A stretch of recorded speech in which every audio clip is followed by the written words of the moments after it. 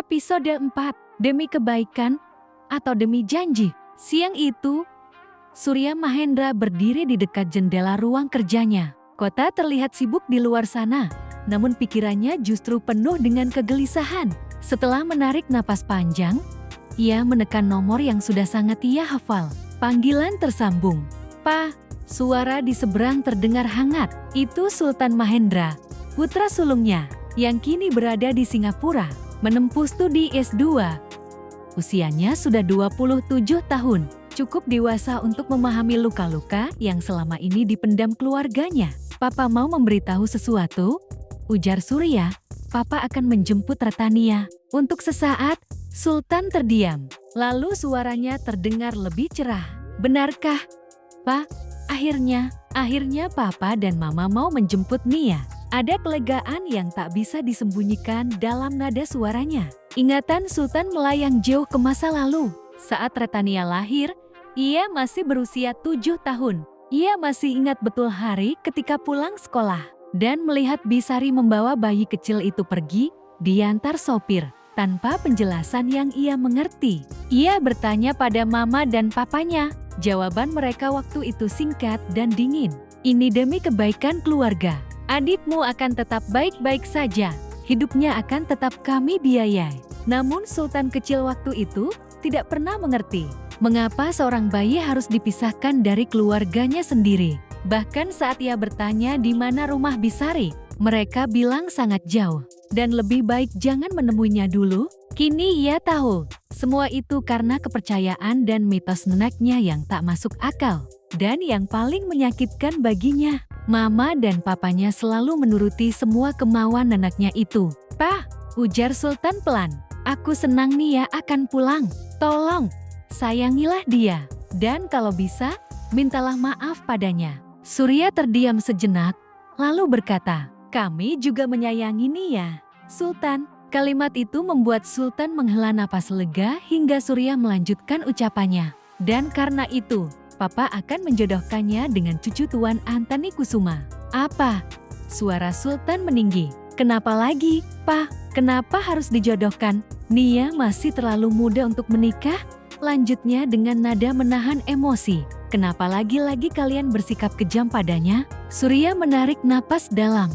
"Ini demi kebaikannya." Kalimat itu terdengar begitu familiar, terlalu familiar. "Kamu harus pulang saat pernikahan adikmu nanti," tambah Surya. Hening. Sultan menutup matanya, dadanya terasa sesak. "Pa, aku kecewa." Tanpa menunggu jawaban, ia memutuskan panggilan. Di Singapura, Sultan menatap ponselnya lama. Ia marah, kecewa, dan tak berdaya. Sekali lagi, adik kecilnya dijadikan alat untuk menenangkan janji dan ambisi orang dewasa.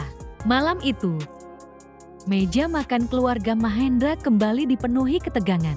Surya dan Kamelia duduk berhadapan dengan Vandita Mahendra, Dite yang tengah menyantap makan malamnya dengan santai. Wajahnya biasa saja saat mendengar kabar itu. "Nia akan datang besok," kata Surya. "Oh," sahut Dite ringan. "Baguslah, berarti Papa menjemput adik." Ia memang tidak merasa keberatan, juga tidak terlalu senang. Ia biasa saja. Saat Ratania lahir, Dite masih berusia 5 tahun. Ia tak pernah benar-benar tahu mengapa adiknya dikirim pergi. "Sebentar lagi aku juga ke Paris," lanjutnya. "Biar Nia saja yang di sini. Jadi Papa dan Mama tidak kesepian." Kamelia menatap putrinya, lalu berkata pelan, "Nia yang akan menggantikanmu untuk perjodohan dengan cucu Tuan Antoni." Sendok di tangan Dite berhenti. "Apa?" Matanya membulat. "Jadi kalian masih mau melanjutkan perjodohan konyol itu?" Ia berani bicara seperti itu karena neneknya sedang berada di rumah pamannya di luar kota. "Adik yang akan menikah," lanjut Dite. "Bukankah dia masih sangat muda?" Dite menatap kedua orang tuanya bergantian. "Aku sarankan Papa dan Mama pikirkan lagi. Nia pasti juga ingin hidup bebas, sama seperti aku."